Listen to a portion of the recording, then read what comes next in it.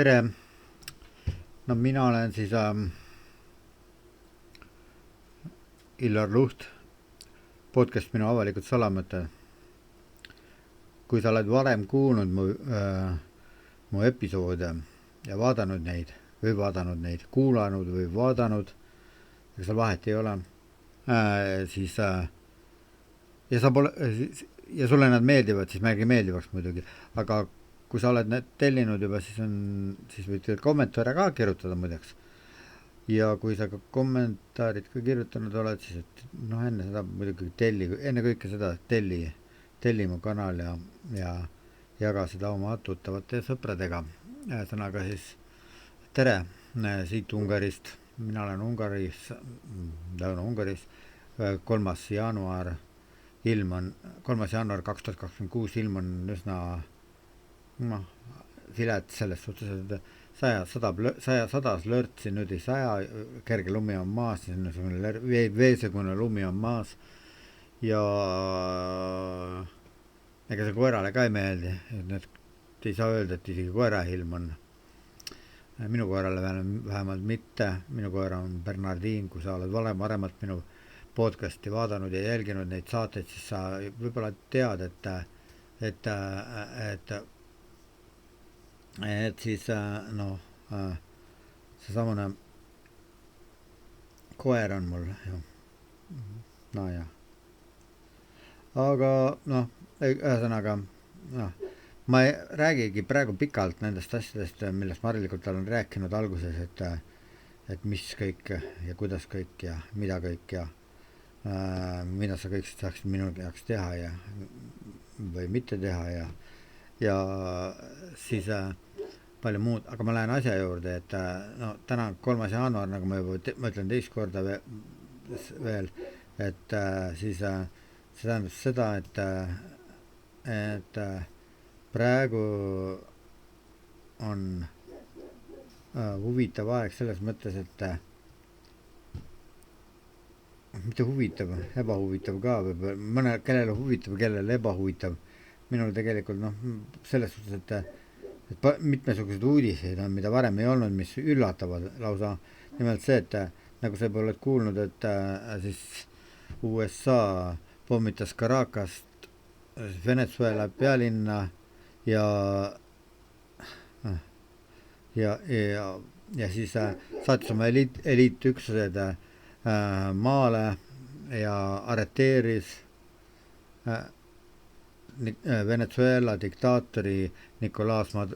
Maduro, kes siis mis temaga siis juhtus. Ta peaks olema praegu New Yorgis, aga siin ma praegu just vaatasin, et üks niisugune hirmutav pilt on temast kuskil siin välja lastud, avaldatud kuskil, nagu minu salamõtteidki on avaldatud nüüd selle episoodiga. Ühesõnaga, et kus ta on käed raudus ja kinniseotud silmadega viiakse siis mingisse vanglasse või New Yorgis või kus kohal. Ja muidugi siis Donald Trump pidas pressikonverentsi koos oma meeskonnaga, Marco Rubio, Exet oli seal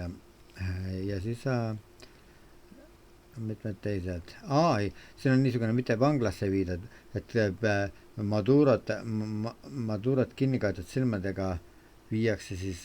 ühele laevale Iwo Jima ja tal on käed raudus.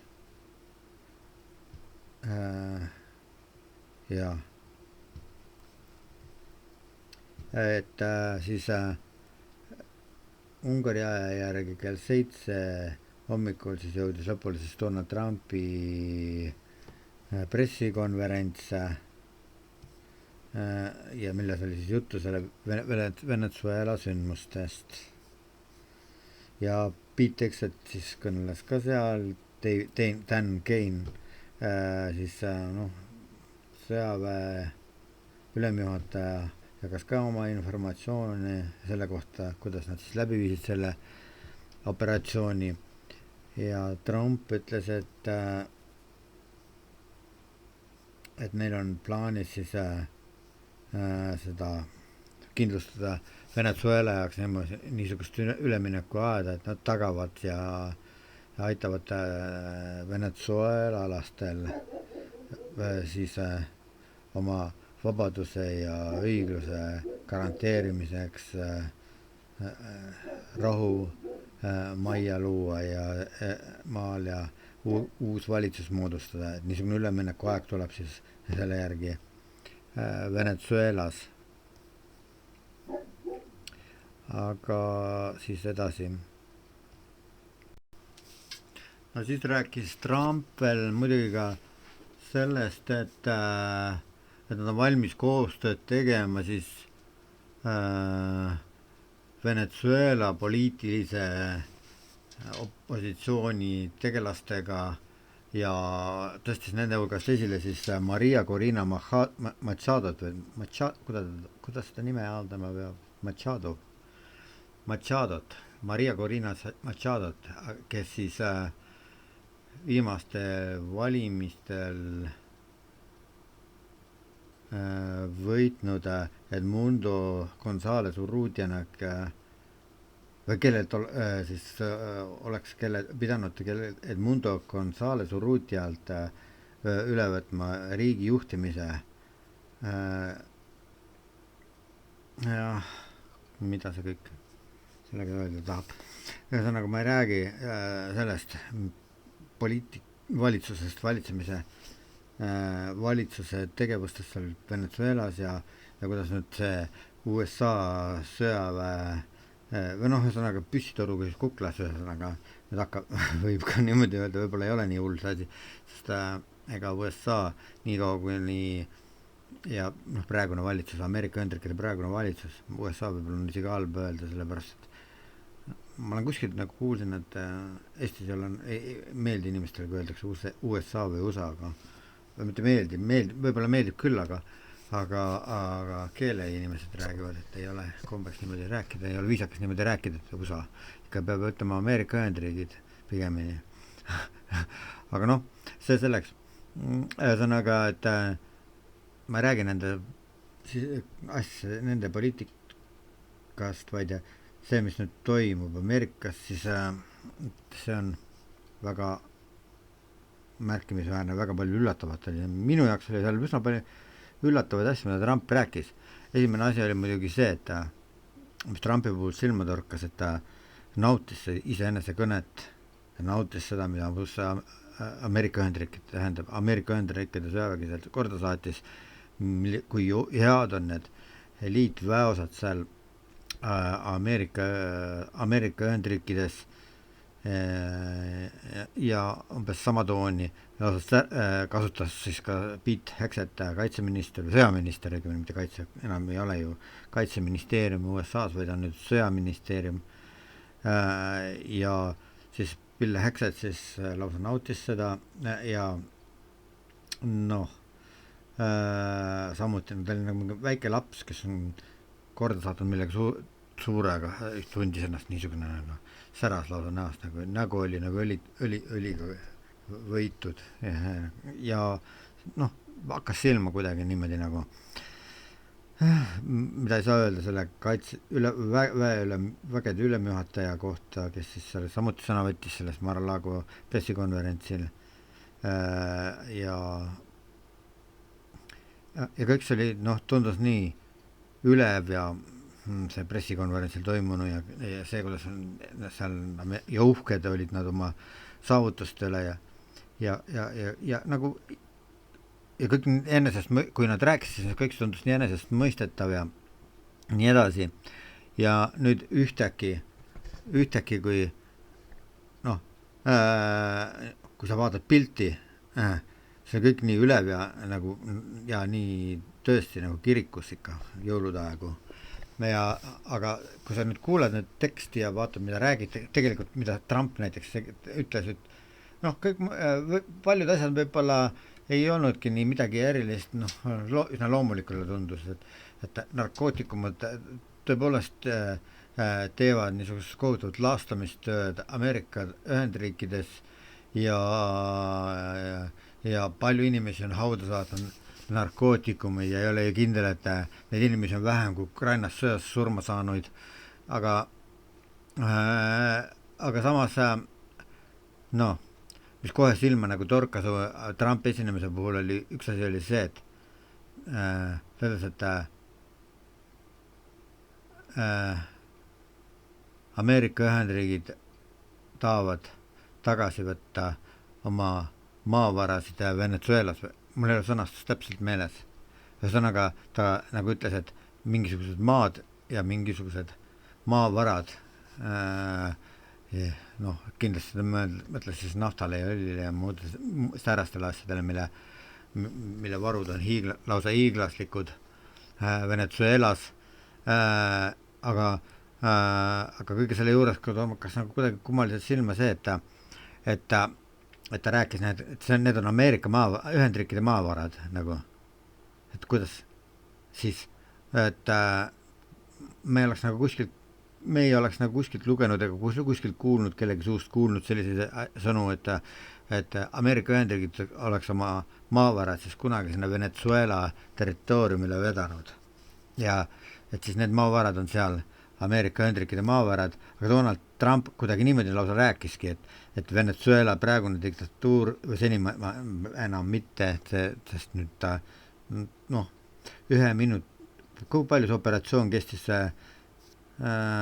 väidetavalt oli 1 minut ja 48 sekundit, midagi 40 sekundit, alla 2 minuti toimus kogu see operatsioon. Ja see operatsioon meenutas midagi sellist, et mida oleks Venemaa väga hea meelega tahtnud näha ju ka, et kui ta Ukrainat ründas, et sama edukalt siis viib läbi selle Ukraina operatsiooni, et 2 minuti jooksul, noh, tema puhul räägitigi 2 päevast ja 3 päevast, mil ta vallutab ja mida vahetab välja Zelenski režiimi siis Kiievis. Selle sama asja siis teostas nüüd nagu Donald Trump, Ameerika Ühendriikide 47 president siis alla 2 minuti aja jooksul tema väeüksused. Nii et see on üsna selline, noh, tegelikult see protsess muidugi jätkub, aga see protsess on iseenesest pikema. Aga no see on see ja see kõik on niivõrd kummaline. Inimene pane tähelega, nii enesest mõistetavalt öeldakse seda, et need on Ameerika maavarad ja Ameerika maala Venezuelas, et need naftavarud, mis on ikkagi lõppude lõpuks on ju need Venezuela territooriumil, et kuidas need siis Ameerikale saavad kuulda. Inimene mõtleb, kuulab seda juttu ja siis mõtleb, et midagi on väga valesti. Aga noh, minu jaoks kõlas niivõrd kummaliselt ja veidralt, et ja keegi ei mõtle ja keegi kaasa ei mõtle, kuidas saab see olla võimalik. Kuidas selline asi on võimalik, et võib niisugust asja väita, et need maavarad siis Ameerika Ühendriikide omad, mis on Venezuelas ja peaksid teoreetiliselt kuuluma nagu Venezuela rahvale. Aga tuleb välja, et Trump ja Ameerika Ühendriikide praegune valitsus ei mõtle niimoodi. No nii, kui Trump võib niisugust asja rääkida vabalt, ilma süümepiinadeta, süümepiinu ta ilmselt ei tunne mitte kunagi, mul on niisugune tunne, aga võib-olla ma eksin, aga noh, võib küll niimoodi arvata. Aga noh, ühesõnaga, et siis võib ju rääkida ka Eesti puhul niimoodi, et teatavasti on Eestis päris palju seda fosforiiti ja noh, väidetavalt seal siis Põhja-Eesti, Lääne-Virumaa ja üldse Virumaa aladel see fosforiit ja et mõned on arvanud, et seda peaks kaevandama hakkama, teised ütlevad, et seda ei tohi kaevandada, sest see rikub põhjavääre ja nii edasi. Ja nüüd oletame, et Eestis saab võimule selline valitsus, et kes on siis konservatiivne ja noh, rahvuslik ja vaitseb rahvuslikke maavarasid ja nii edasi. Aga no siis ühel päeval ütleb Brüssel, Euroopa Liidu valitsus, et no, te peate meile tagasi andma meie maavarud, meie fosforiidi, mis on Lääne-Virumaal ja üldse Virumaal. Nii et minu jaoks see Trumpi sõnavõtt seal Mar-a-Lago pressikonverentsil on midagi analoogset, nii et ma ei oska küll kuidagi teistmoodi seda seletada niimoodi. Seda teemat niimoodi edasi arendades siis võiks ju nagu näiteks oletada ka midagi niisugust, et või fantaseerida niimoodi, et siis ühel päeval siis pärast korduvaid hoiatusi ja noomimisi on siis Brüssel otsustanud, või siis Euroopa Liit on otsustanud, et Eestilt tuleb need fosforiidid ära võtta ja seal kaevama hakata oma ettevõtetega, mitte Eesti ettevõtetega või ka Eesti ettevõtetega, aga ühesõnaga et see on meie oma ja kõik. See on ühine rikkus ja nii edasi põhjendatud niimoodi ja seda on vaja ja julgeoleku pärast kas või mingil muul kaalutusel, aga see kõik niimoodi teoritiseerida, fantaseerida ja siis ainult niisugust mõni ütleb, et hullu juttu ajada selle teemal niimoodi. Aga kui Trump räägib, et Venezuela maavarad on Ameerika Ühendriikide omad, siis miks ei või midagi niisugust ka juhtuda, teoreetiliselt vähemalt. Ilmselt Euroopa Liit oma praeguse poliitikaga, sellise pehme poliitikaga, nagu ta on siiamaani tegelenud ja moodustudes niimoodi omavahel lõdvalt seotud rahvusriikidest niisugune moodustis, see ei nagu niisugust jõupoliitikat ilmselt ajama ei hakka, aga mine sa tea, see on ainult teoritiseering, see on fantaasia niimoodi. Aga jaa, eelneva jutu jälgedes või kuidas nüüd öelda, seda loogikat järgides, sama loogikat järgides, et siis võib hakata aimama ka tasapisi, et miks oli siis vaja Donald Trumpil eelmise aasta alguses, et Ukraina sõlmiks tingimata siis Ameerika Ühendriikidega siis selle haruldaste metallide, haruldaste maavarade lepingu, et võib-olla tuleb kunagi tulevikus meile saab nähtavaks niisugune situatsioon, kus USA-l on parasjagu käes niisugused kaardid, et ta võib veelgi rohkem siis Ukrainale survet avaldada, kas siis nüüd selleks, et ta rahu sõlmiks või midagi mingil muul põhjusel, et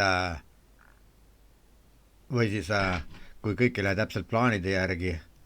et siis et siis Ukrainale survet avaldada niimoodi, et ütleb, et Ukraina andku Ameerika Ühendriikidele tagasi nende maavarad. Et siis Ukraina andku vastavalt nii ja niisuguse lepingu tingimustel siis tagasi maavarad Ameerika Ühendriikidele, mis vastavalt selle lepingu sisule siis kuuluvad õigusele Ameerika Ühendriikidele. Et kas niisugune asi teoreetiliselt üldse võimalikuks saab kunagi, ma ei julge küll väita, minu meelest tundub natukene haige loogikana, aga kui Trumpi puhul ei ole miski võimatu minu meelest. Jutu jätkuks nüüd, kui tagasiandmiseks selle läks jutt, siis et need tagasiandmise jutud meenutavad ju väga ka näiteks Putini jutte, sest ja mitte ainult Putini jutte, vaid paljude nende Venemaa propagandistide jutte, kes räägivad siis Ukraina sõjast niimoodi, et tegelikult see, mida nad teevad seal Ukrainas, ei ole maade vallutamine, et nad ei taha mitte kellelegi maad midagi ära võtta, vaid nad tahavad tagasi võtta seda, mis neile õigusega kuulub. Nii et kuidagi nagu assotsieerub see Trumpi see tagasivõtmise jutt nagu sellega. No nii, samuti isegi noh, kui nüüd Trumpi puhul räägitakse, et ta on väga ettearvamatu ja et ta on väga niisugune, ta prognoosimatu, ei tea, mida ta tegema hakkab järgmisel hetkel, sest ükskord ta ütleb ühte ja teinekord teist ja siis võib juhtuda niimoodi, et ta ükskord on pärast teatava isikuga kohtumist on tema arvamus nagu väga lähedane sellele isikule, kellega ta viimati kohtus, siis kui ta kohtub jälle uue isikuga või räägib uue isikuga, siis tema arvamus on jälle lähemal tollele isikule, kuigi need võivad olla kardinaalselt vastupidised teineteisega. Aga no, ühesõnaga,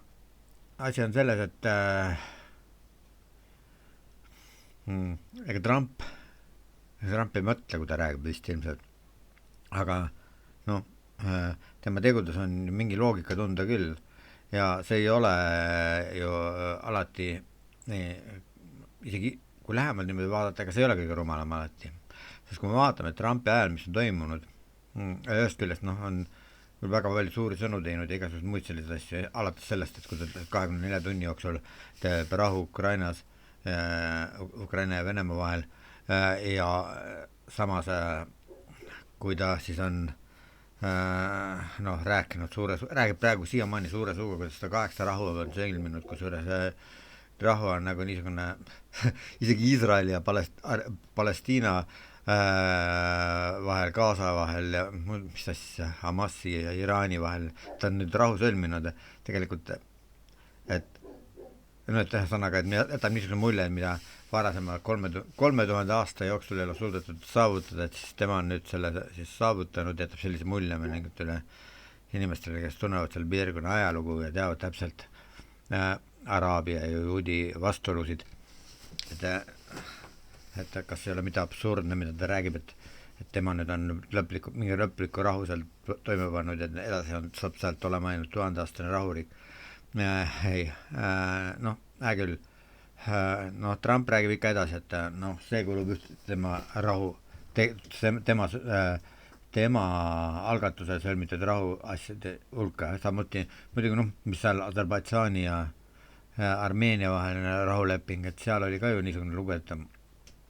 tegelikult nad olid juba niigi valmis rahu sõlmima ja siis Trump tuli ja lõikas selle vilja, mida juba eelnevalt oli juba saavutatud, eelnevalt oli juba külvatud sealsete kohalike poliitikute poolt võib-olla.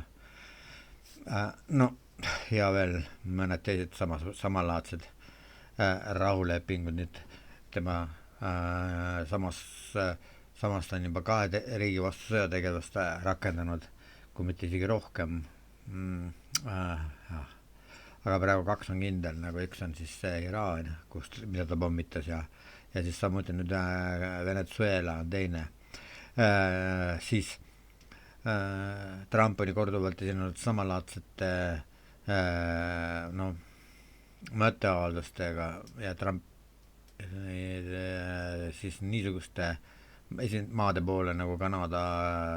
Taani ehk siis Gröönimaa küsimuses ja esimesel pilgul muidugi paljudel on jäänud mulje võib-olla, et see on üks naljanumber, järjekordne Trumpi naljanumber, aga mida aeg edasi seda tõsisem paistab olema tõsisemaks kipub olema kujunema veendumus, et tema juttudel on tõsi taga, et see ei ole niisama ainult, et mida ta räägib, et ta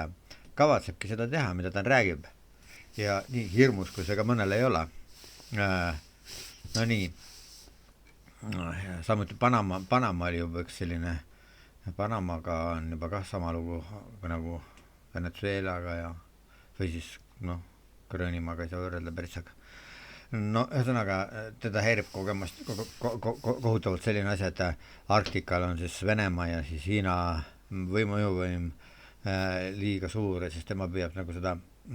tagasi või endal Ameerika Ühendriikide poole kallutada Arktikat ka, et Arktikat vallutada, et Arktikal domineerima hakata kuidagi, et USA hakkaks domineerima Arktikas et Gröönimaa oleks talle selleks ideaalne, Kanada muidugi ka ideaalne platsdarm. Tegelikult hea küll, loomulikult Taani ei taha loobuda oma viikingaegsest pärandist, sest viikingid olid need, Taani viikingid olid ju need, kes siis hõivasid või avastasid Gröönimaa sel ajal, kui veel ükski eurooplane ja sealhulgas ka Trumpi esivanemad, kes on teatavasti pärit siis Saksamaalt ja siis Šotimaalt peamiselt, et ja ühesõnaga Euroopas on temagi juured, et enne seda juba taanlased olid siis nagu oma selle avastanud ja sellest on siis nagu Taani mõjupiirkonda jäänud Taani alla jäänud see Gröönimaa. Aga ja ühesõnaga aga tagasi selle jõupoliitikat juurde, et mida Trump paistab jagabatud Putiniga, et jõu- ja rahapoliitikat, kui rahaga jõuga ei saa, siis saab rahaga, aga kui rahaga ei saa, siis saab jõuga ja nii edasi, et see kõik on nagu niimoodi, tema ei ole nii sügavalt idealiseeritud, tema mõttelaad on raha ümber põhiliselt, nagu ma eelmises podcast episoodis ka rääkisin sellest, et Trump, et see on imelik asi, et Trump on niisuguse liikumise eesotsas nagu Maga, mis peaks olema põhimõtteliselt ju rahvuslik liikumine, aga Trump ei sea rahvusküsimusi esimesele kohale, vaid ta seab raha esimesele kohale ja kui palju üldse saab Ameerika Ühendriikides rääkida rahvusest, kas saab üldse Ameerika Ühendriikides rääkida rahvusest, mis rahvus see ameerikalased on üldse, kas sellist rahvust on olemas? Ja nagu me Trumpi puhul ka meenutasime eelnevalt, et tema juured on siis tuletud tagasi siis Saksamaale ja Šotimaale, tema esivanemate juured ja siis et õieti öelda, et tema nime peaks mitte Trumpiks hääldama, vaid Trumpiks, sest see on saksa päritolu nimi. Aga hea küll. Mis siis veel on nagu oluline teema Trumpi puhul ja Ameerika Ühendriikide praeguse olukorra puhul rääkida on üks niisugune nähtus, mis meenutab väga 90 aastat taguseid sündmusi Euroopas ju, et Trump paistab neid põhimõtteid ümber kirjutavat, mis on valitsenud siiamaani siis viimase 70-80 aasta jooksul, ütleme pärast teist maailmasõda kindlalt ülemaailmses demokraatlikes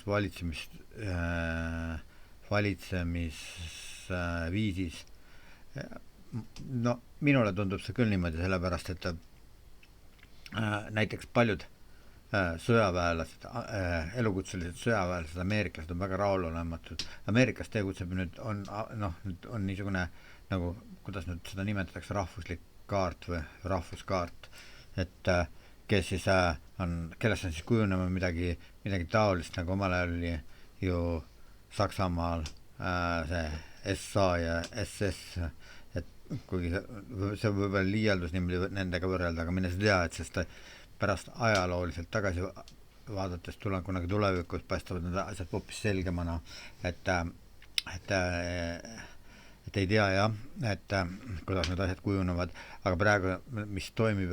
on see rahvuskaart on nagu kujunemas nagu tegelikult Trumpi ja Trumpi meelsete inimeste selliseks nende huvide kaitsjaks ja just nimelt selle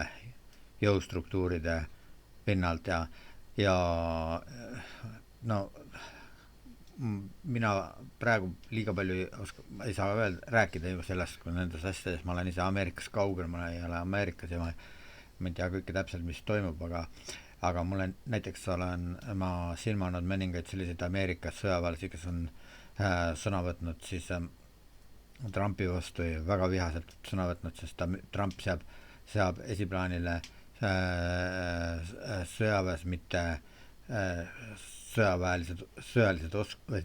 erialased oskused, vaid lojaalsuse, et need inimesed, kes on temaga lojaalsed, need siis saavad ametikohtadele, need saavad juhtivatele positsioonidele, teised, kes ei ole temaga lojaalsed, need võivad unistada juhtivatele kohtadele pääsemisest ja need, kes varemalt olnud juhtivatel positsioonidele, kes ei ole temaga lojaalsed, kes on näiteks palju nende hulgas on demokraatlikud veteraanid, isegi demokraatlike vaadetega veteraanid, neid on siis nagu neid kriminaliseeritakse Ameerika Ühendriikides olen juhtunud vaatama niisugune, ma ei hakka nimesid nimetama, aga olen juhtunud vaatama niisuguseid videosid, kus nad YouTube'is just, kus nad selliste asjade üle kaebavad, et neid diskrimineeritakse ja neid demoniseeritakse, et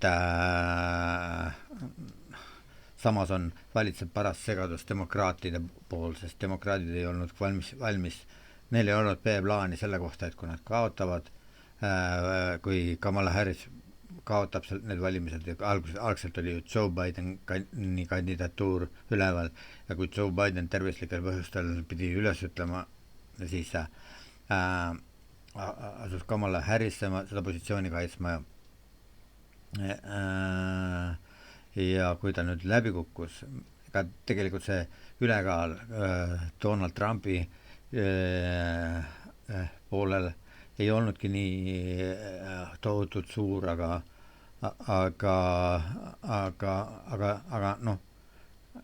üsna selge võit oli siiski Donald Trumpil seekord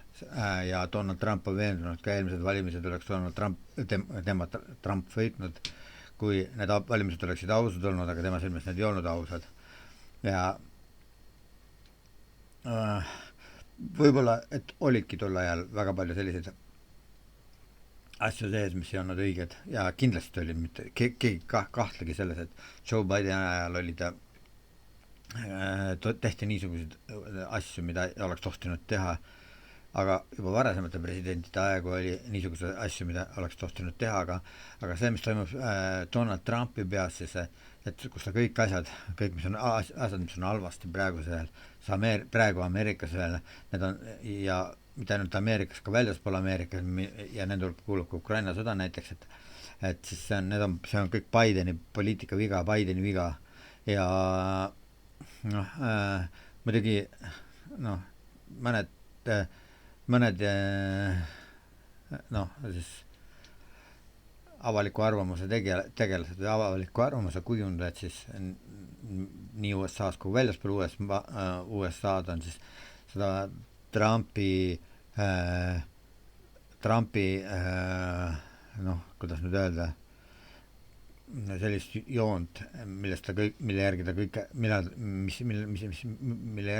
kõike siis Bideni kaela veeretab, seda pidanud nagu psühhiaatriliseks probleemiks juba, et see on tema,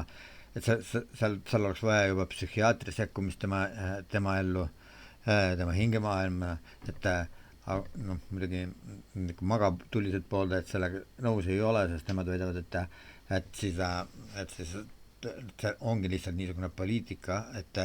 Bideni poliitika, mis oleks Ameerika Ühendriigid juba täiesti põhja lasknud, aga kuidas need tegelikult on, ilmselt seal on palju tõde on mõlemal poolel minu arvates, aga võib-olla mitte kõik ei arva ühtemoodi ja kõik ei peagi ühtemoodi arvama, sest kui kõik arvaksid ühtemoodi, siis ei oleks mingit mõtet aruteludeks, sest vaidlustest sünnib tõde ja nagu seda on siiamaani maailma asjad ikka edasi arenenud, et kui ei oleks vaidlusi, siis oleks võib-olla, ma ei tea, mis oleks, ma ei ütle midagi, mis oleks on paha poiss, aga ühesõnaga siis see, et mida ma siinkohal tahtsin rõhutada on see, ja esile tuua selle Trumpi poliitikas esiteks, ta ajab kõik, mis on halvasti USA-s, on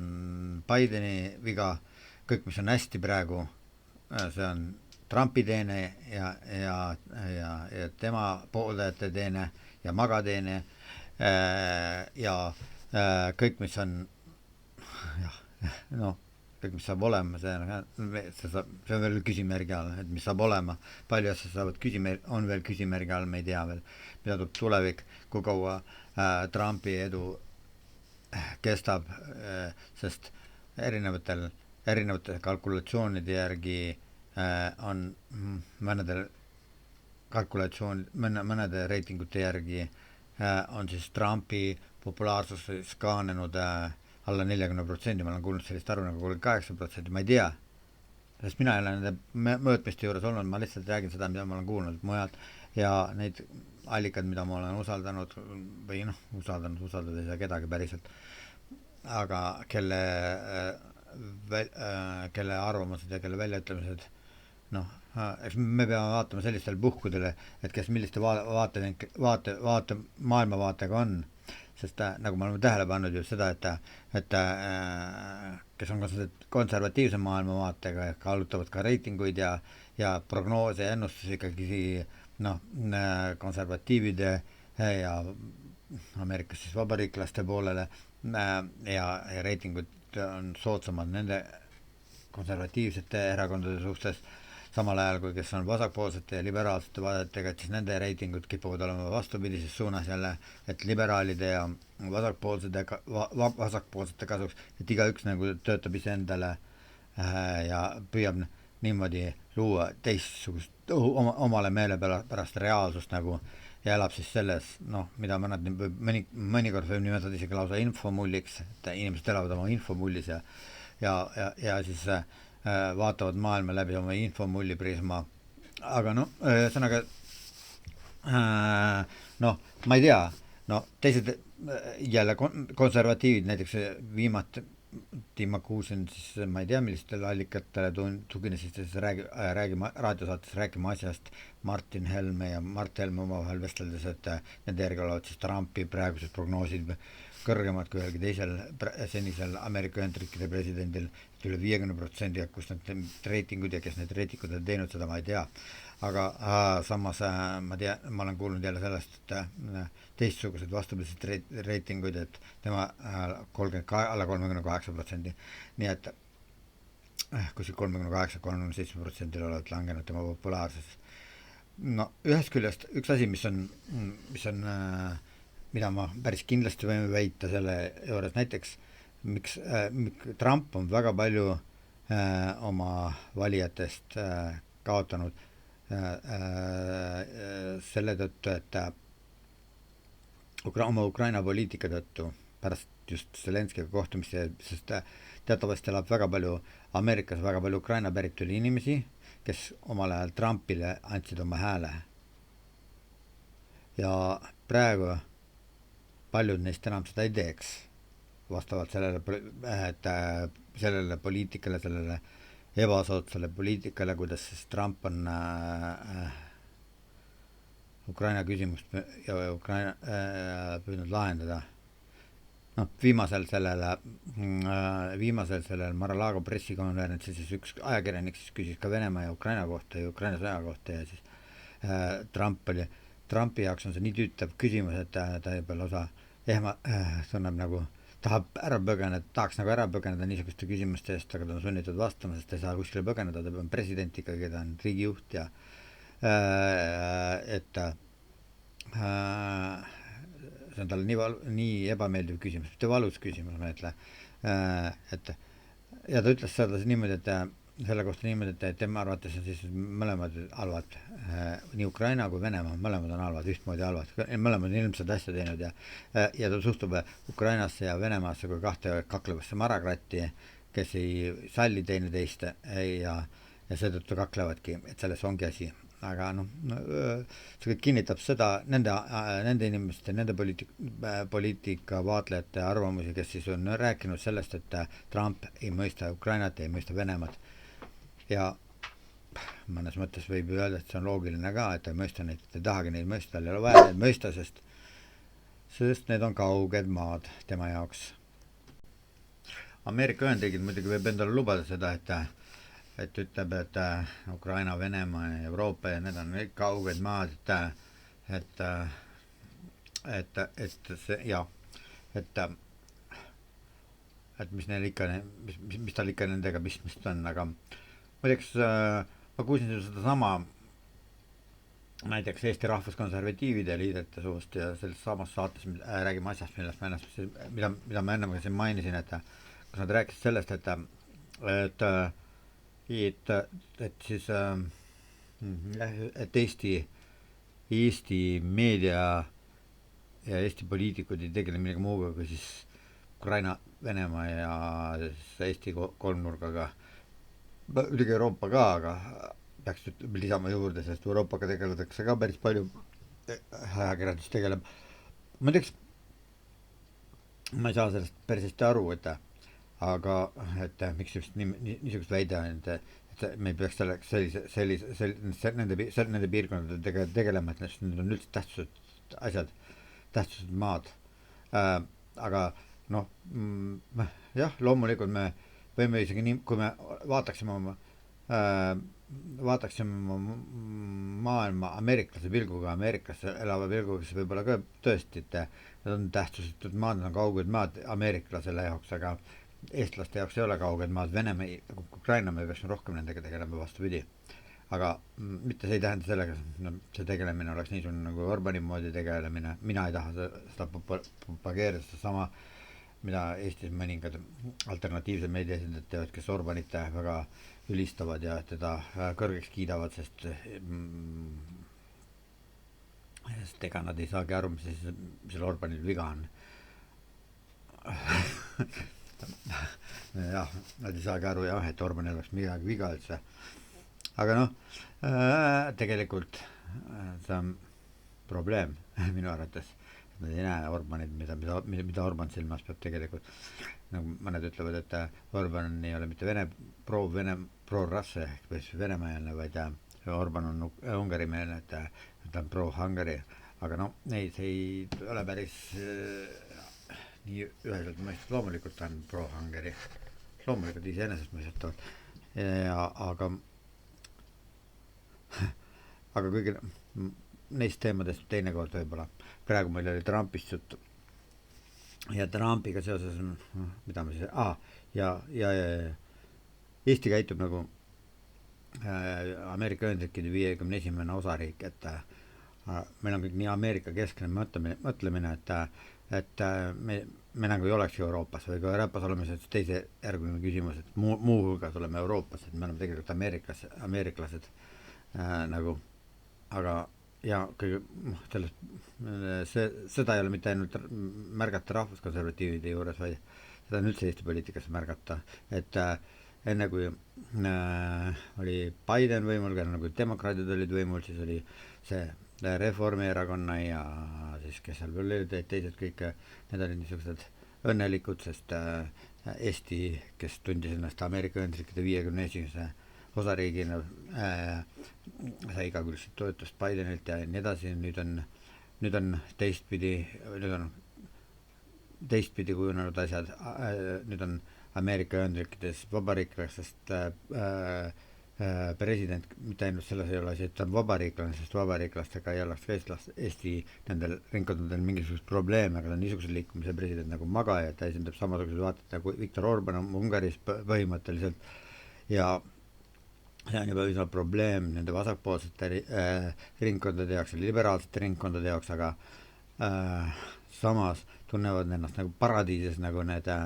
rahvuskonservatiivid ja mitmed teised alternatiivse meedia esindajad, kes igat Ungari sammu ja siis muidugi Trumpi taevani kiidavad ja isegi siis, kui nad räägivad niisugustest asjadest nagu Gröönimaa äravõtmine Taanilt ja Kanada ja Panama ja siis samune Venezuela küsimus, et siis need nagu nendega ei okei, see on probleem. No kui Venezuela puhul, et või ma olen kuulnud niisugust asja just niisugustes saates nagu Räägime asjast, aga ma ei tea, mina olen kriitik sellele saatele, aga see mul ei ole prolets kriitikat teha, aga ma räägin, ma püüan oma vaadetest ja niisugustest, kuna see on minu podcast ja ma räägin oma vaadetest ja oma salamõtetest, nagu ma ütlesin, pealkirjas küll on rääkinud, et need on minu mõtted ja need on minu arvamused ja mulle ei dikteeri keegi minu vaateid ja minu arvamusi, et ja ma räägin, mida tahan, mida ma usun, mida ma arvan tegelikult ka. Nii et jah, mulle tundub niimoodi, et nad tunnetavad ennast nagu nüüd tunnetavad need paremini ennast, need konservatiivid, kes ei ole võimul ja need alternatiivsed tegelased, kes ei ole võimul praegu Eesti Vabariigis, et nemad on nagu mingisugusest eelistatud olukorras, sest nendel meele järgi president on Ameerika Ühendriikides ja seda sama asja võib tunda ka Ungaris ja ollakse valmis isegi andestama kõike sellised asjad Ameerika Ühendriikide presidentile Donald Trumpile, kui ta räägib seal Gröönimaa äravõtmisest ja õigustavad isegi seda mõnikord, kuigi kes olen mina, kes seda ütleb, mina olen üks inimene, aga mulle jääb küll selline mulje, et nad õigustavad seda, et võib võtta küll, et miks mitte, miks mitte, ja Venezuela puhul nagu oli juttu või miks mitte, Panama puhul nagu oli selles saates räägime asjast juttu ja et miks mitte põhimõtteliselt, et ja kui isegi sellist asja nagu ma ei ole kindel, kas ma mäletan õieti, aga mulle tundub küll niimoodi, et isegi selline asi oli seal, et jah,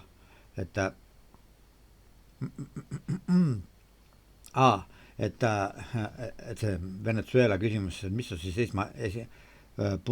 kõige tähtsam asi, et see, et Ameerika tahab seal Venezuelas narkokartellide vastu võidelda või see, et Ameerika tahab tagasi juurdepääsu oma nendele rikkalikele nafta- ja õlivarudele, mis on Venezuelas ja mis kuuluvad Venezuela maavarade hulka, mille kohta Trump räägib, et need on Ameerika omad. Ja mis seal ikka, et see on president Trumpi kiiks on see, et ta peab neid Ameerika omadeks, tahab neid tagasi saada, aga selle peab talle andestama kõigi selle hea juures, mida ta nende arvates mitte ainult Ameerikale, vaid kogu maailmale teeb. Nii et jah, et talle võib kõik need asjad andeks anda selle järgi, nende arvates.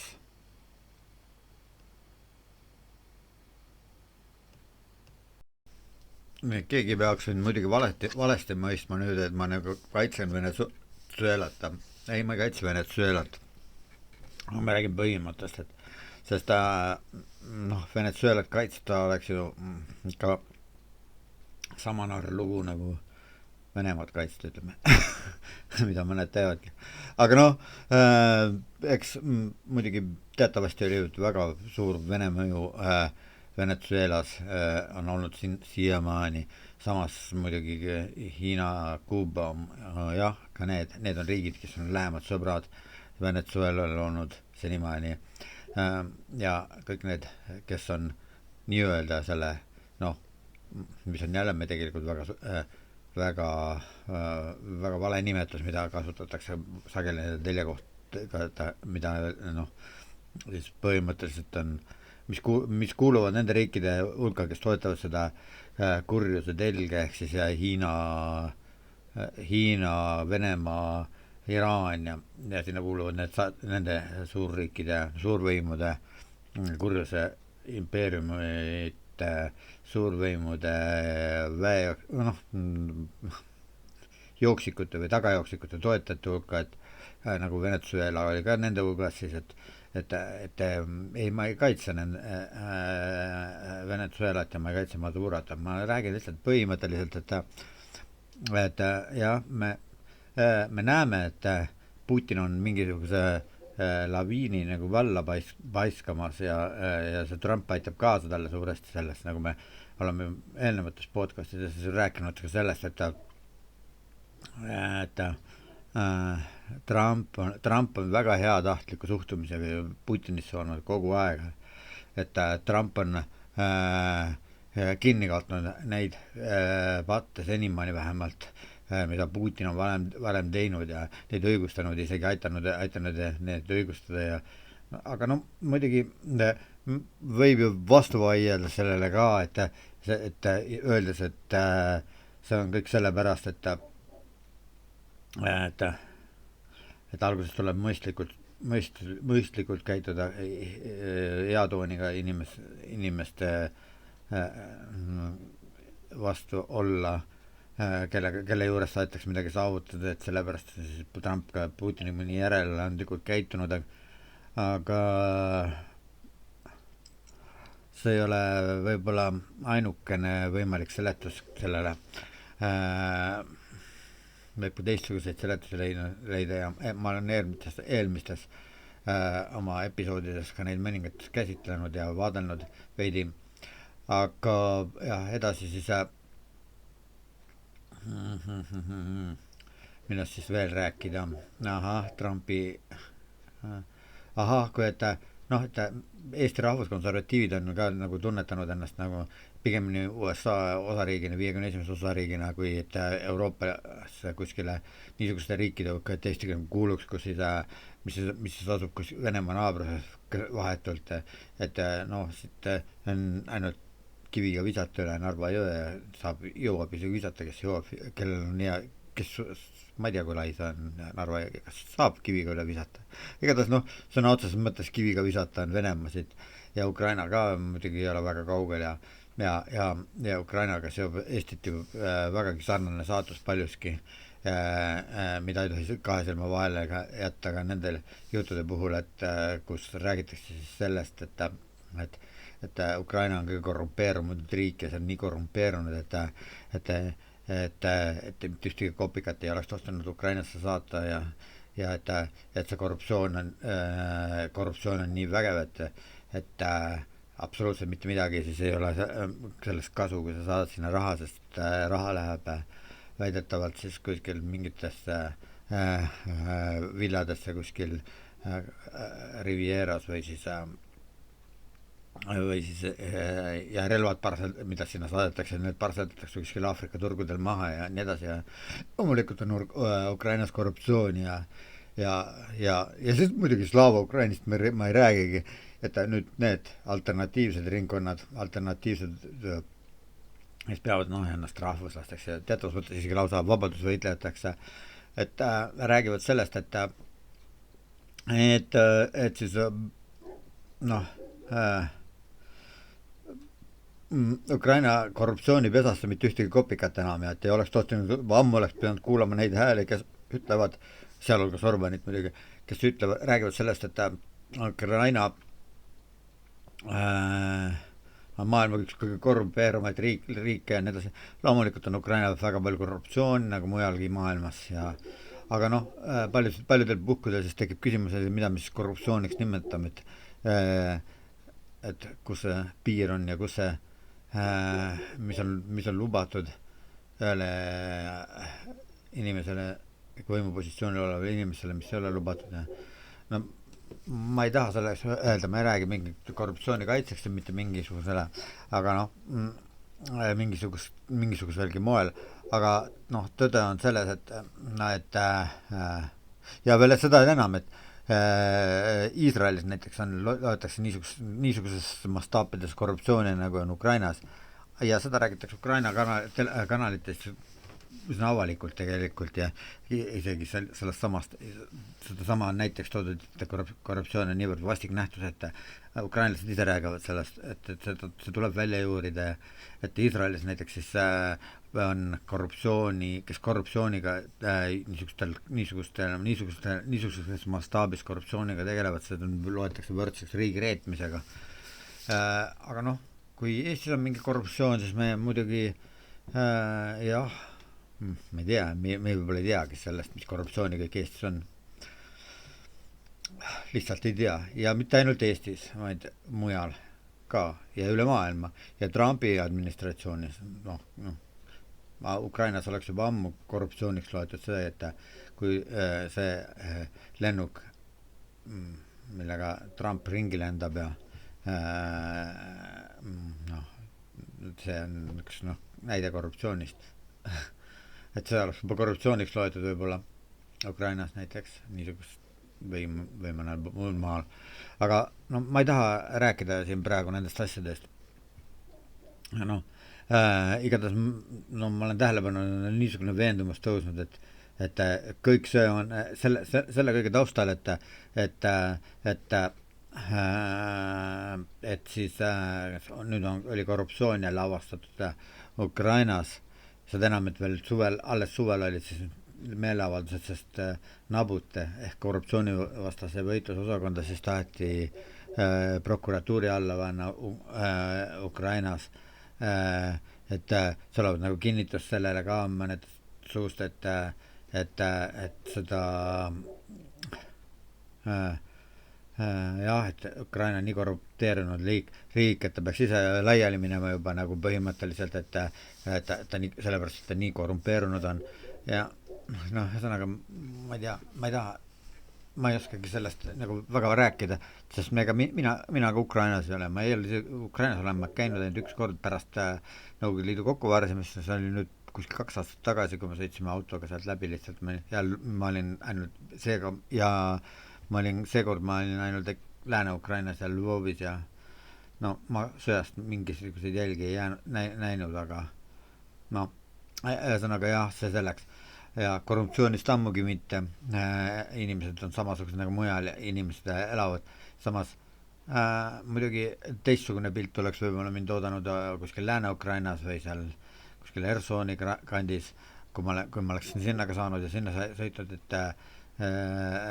seal oleks juba vahetult sõjategevust juba või Harkovis näiteks ja Sumi oblastis kuskil, et seal oleks juba sõjategevust juba tunda olnud, aga noh, ühesõnaga see olukord on noh, tuleb asja realistlikult vaadata lihtsalt. Loomulikult on korruptsioon ja korruptsiooni vastu võitlevad ukrainlased ise ka ja korruptsiooni ei taha ukrainlased ise ka. Ja mis ei tähenda seda, et ukrainlastel ei ole abi vaja, ukrainlastel on endiselt abi vaja, ukrainlastel on endiselt puudus, nad ei suuda nii palju taas toota sõjatingimustes, kui palju neile, et seda sõda üleval pidada ja no teiseks on see, et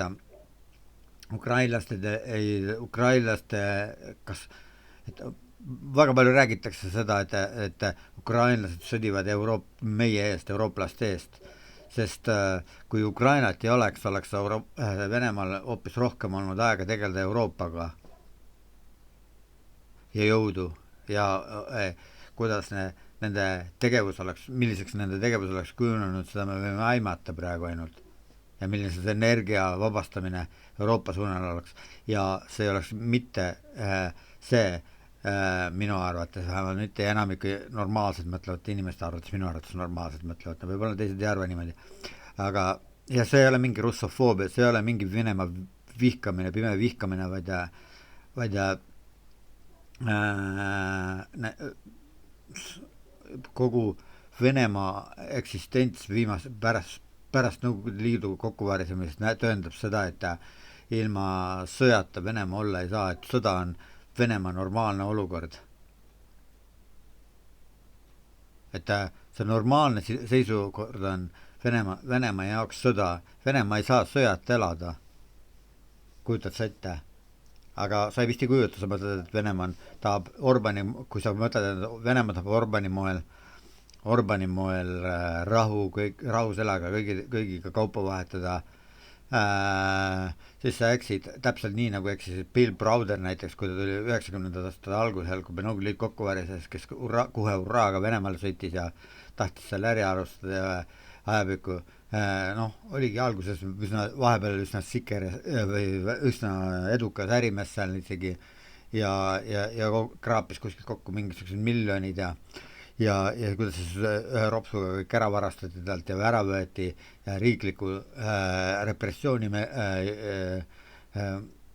repressiooni jõudude või noh, ühesõnaga jõustruktuuride abil siis ühesõnaga siis ta sisuliselt nagu paljaks rööviti, aga noh, küllap on sarnaseid kogemusi olnud paljudel teistel ka ja ma olen veendunud selles, et inimesed, kes on läbinud Nõukogude armee, elanud sel ajal, noh, ütleme 60. aastatel veel sündinud, möödunud sajandi 60. aastatel sündinud ja vanemad neist, et nemad, kes need elavad, muideks praegu on viimane aeg nende käest küsida järgi, et kuidas on milline on Venemaa ja milline on Vene armee, kes on Vene kroonust teeninud tõepoolest, sest praegu see põlvkond hakkab vaikselt tasapisi varsti ära kaduma ja jääb vanaks ja